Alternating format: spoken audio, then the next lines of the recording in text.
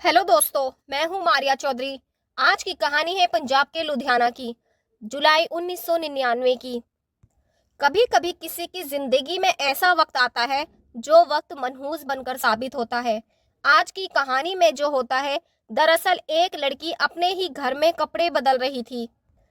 उसकी माँ घर से बाहर होती है और अचानक ही उसके घर में उसके पिता की एंट्री होती है। अब बाप ने अपनी बेटी को कुछ ऐसी स्थिति में देखा था जो शायद नहीं देखना चाहिए था।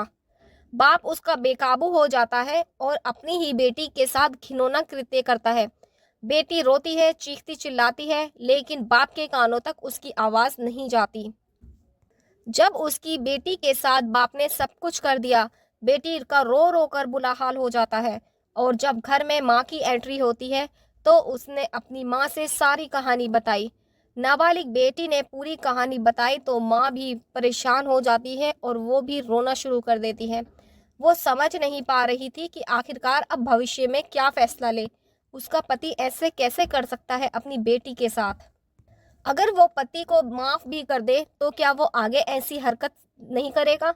और अगर पुलिस को बताएगी तो पति जो घर का मुखिया होता है उसे जेल हो जाएगी और समाज में भी बहुत बदनामी होगी।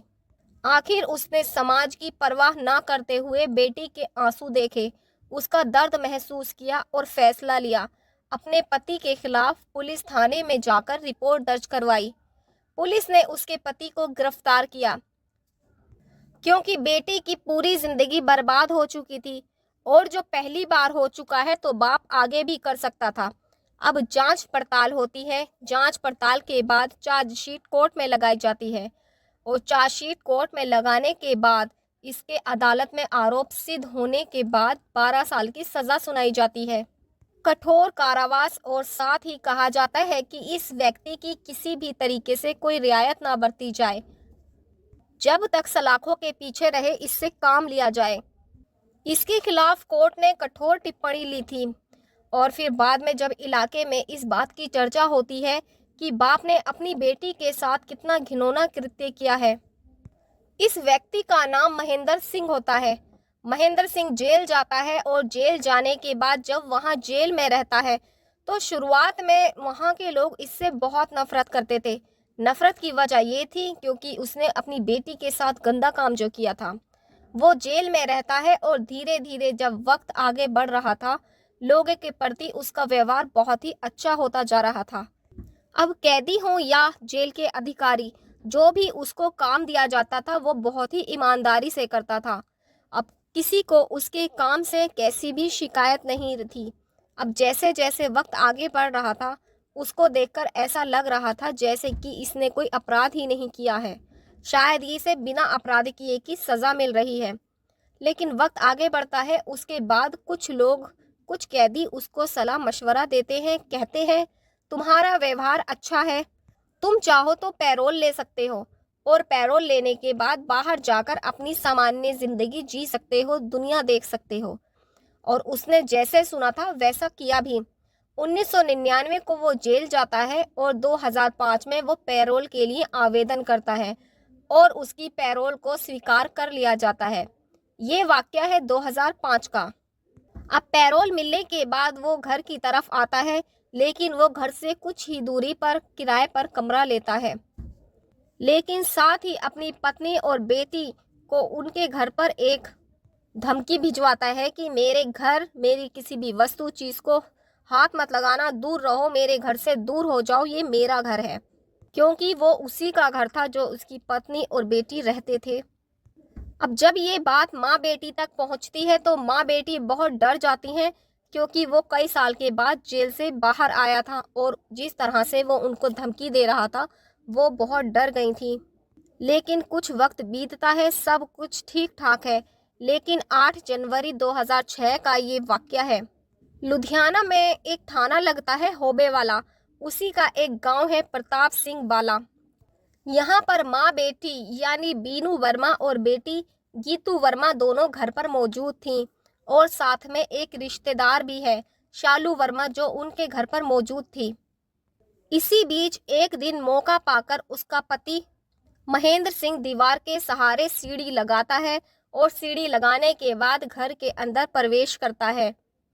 जैसे ही घर के अंदर प्रवेश करता है, पत्नी पूजा कर रही थी और हाथ में एक कुल्हाड़ी लेकर आता है। उसके बाद उसने अपनी पत्नी के ऊपर कुल्हाड़ी से वार किया। अब जैसे ही पत्नी ने उसको रोकने की कोशिश की, खुद को बचाने की कोशिश की, उसने उसके हाथ पर कुल्हाड़ी से वार किया और उसका हाथ भी कट गया। ऐसी करते करते वो 4 वार करता है अपनी पत्नी के ऊपर और पत्नी वहीं पर ढेर हो जाती है, वहीं पर पत्नी की मौत हो जाती है। वो उसे तड़पने के लिए छोड़ता है और फिर मौका पाते ही वो आगे बढ़ता है। जब माँ चीख रही थी तो बेटी के कानों तक उसकी आवाज़ गई। बेटी भागकर आकर देखती है कि क्या हुआ है। तो जब बेटी ने देखा कि उसका बाप हाथ में कुल्हाड़ी लेकर खड़ा है, इतने वो संभल पाती, बाप ने उसके ऊपर भी वार कर दिया और जितना गुस्सा उसने अपनी पत्नी पर निकाला था, उससे दुगना तिगना गुस्सा उसने अपनी बेटी पर निकाला था। उसने बेटी पर लगातार 9 वार किए और जिसके वहीं पर शरीर के टुकड़े हो गए और वहीं पर उसकी मौत हो गई। अब जैसे ही जो उनकी रिश्तेदार घर में मौजूद थी शालू, वो भाग कर आकर देखती है, लेकिन उसको संभलने का मौका मिल गया था। वो भागकर कमरे में घुस जाती है और गेट बंद कर लेती है अंदर से और जितनी जोर से उससे चीखा जाता है वो चीखती है। अब महेंद्र सिंह उसका गेट खोलने की कोशिश करता है लेकिन गेट अंदर से बंद था। अब उसकी चीखें सुनकर आस पड़ोस के लोग अंदर आ जाते हैं। इतने में महेंद्र सिंह भाग चुका था। अब जैसे ही वो लोग अंदर का दृश्य देखते हैं कि माँ और बेटी खून में लथपथ पड़ी हैं, हर तरफ खून ही खून फैला है, वो सब डर जाते हैं। इसी तरह से भीड़ इकट्ठी हो जाती है।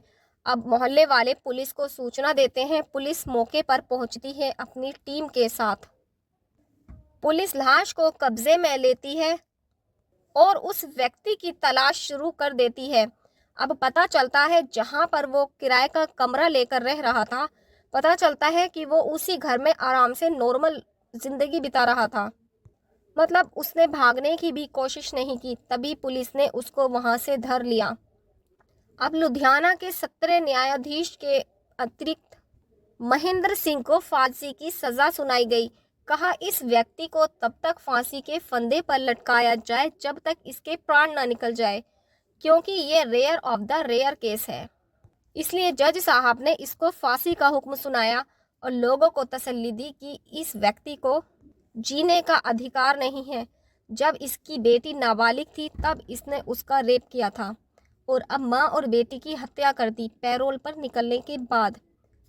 अब इस व्यक्ति ने फिर से लुधियाना के हाई कोर्ट में अपील दर्ज कराई कि उस वक्त मेरी उम्र 41 साल थी, मुझे ना जाने क्या हो गया था, मेरी सज़ा को कम किया जाए।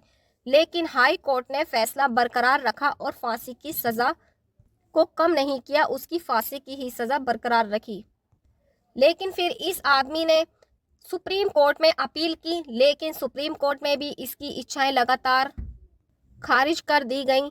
फांसी की सज़ा को इसका बरकरार रखा गया कि ये व्यक्ति समाज में जीने के लायक नहीं है। उन्हें ये एहसास हुआ कि शायद इसे पैरोल पर ना भेजते तो शायद इसकी बेटी और इसकी पत्नी आज जिंदा होती। एक गलती ने इसकी ज़िंदगी और इसने अपने बच्चों की ज़िंदगी पूरी तरह से बर्बाद कर दी। ना वो ये गंदा कृत्य करता, अपनी बेटी के प्रति ऐसी भावनाएं रखता, तो शायद आज ये भी खुशहाल ज़िंदगी जी रहा होता और इसकी फैमिली भी। दोस्तों, ये कहानी सुनाने का उद्देश्य किसी का दिल दुखाना नहीं है, किसी को परेशान करना नहीं, बल्कि आप लोगों को सचेत और सतर्क करना है। धन्यवाद।